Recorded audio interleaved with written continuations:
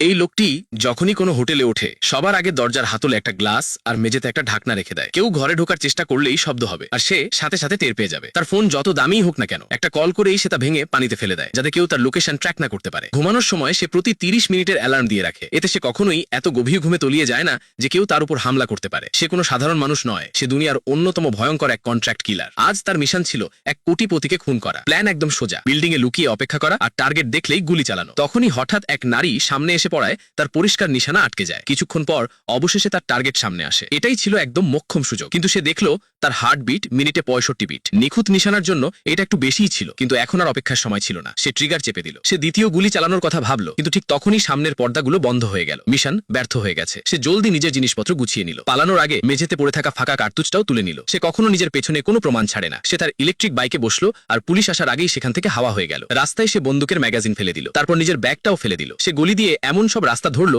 যেখানে পুলিশের নজর কম পড়ে। সে নিজের হেলমেটটাও নদীতে ফেলে দিল। এরপর সে একটা কনভিনিয়েন্স স্টোরে বাথরুমে ঢুকলো। সেখানে সে নিজেকে ভালো মতো পরিষ্কার করলো, দাড়ি কাটলো, জামা কাপড় বদলালো আর গায়ে পারফিউম মাখলো যাতে পুলিশের কুকুর তার গন্ধ না পায়। এরপর সে ট্যাক্সি নিয়ে এয়ারপোর্টে পৌঁছে গেল। ভেতরে যাওয়ার আগে সে তার শেষ ব্যাকআপ পিস্তলটাও ডাস্টবিনে ফেলে দিল। তবুও তার ভয় কাটলো না। তার মনে হচ্ছিল পুলিশের কুকুর তার গন্ধ পেয়ে যেতে পারে। তখনই একটা পুলিশের কুকুর তার দিকে তাকাতে লাগলো। এটা দেখে সে লাইন থেকে বেরিয়ে এলো। সে সাথে সাথে ওয়াশরুমে গেল। সে 10 বার হাত ধুলো আর পরিষ্কার করার সময় নিজের ঘড়িটাও ফেলে দিল। ভুয়া পরিচয়পত্র দিয়ে সে নতুন টিকিট কাটলো আর অবশেষে সিকিউরিটি চেক পার হলো। সে তার বসকে কল করে জানালো যে মিশন সফল হয়নি। বস ভীষণ রেগেছিলেন, কিন্তু সে শুধু বলল কোনো ব্যাপার না, দেখছি। কল শেষ হতেই সে সিম কার্ড বের করে পুরোপুরি ভেঙে ফেললো। প্লেনে বসার পরও সে পুরোপুরি সতর্ক ছিল। সে দেখলো একটা লোক বারবার তার দিকে তাকিয়ে আছে। তারপর সেই লোকটাকেই সে টার্মিনালে দেখলো আর পরে বোর্ডিং গেটেও। এবার সে বিপদের আঁচ পেল। তার মনে হচ্ছিল কিছু একটা গন্ডগোল আছে। সে সাথে সাথে নিজের সিদ্ধান্ত বদলালো আর ওই ফ্লাইটে উঠলো না। সে ঠিক করলো রাতটা এয়ারপোর্টের কাছের একটা হোটেলেই কাটাবে। সে খাবার জন্য স্টেক অর্ডার করলো, কিন্তু তাতে হাত পর্যন্ত দিল না। ওয়েটার রুম থেকে বেরোতেই সে দরজা লক করে দিল। তারপর আগের মতোই হাতলে গ্লাস আর মেঝেতে ঢাকনা রেখে দিল যাতে কেউ ভেতরে ঢোকার চেষ্টা করলে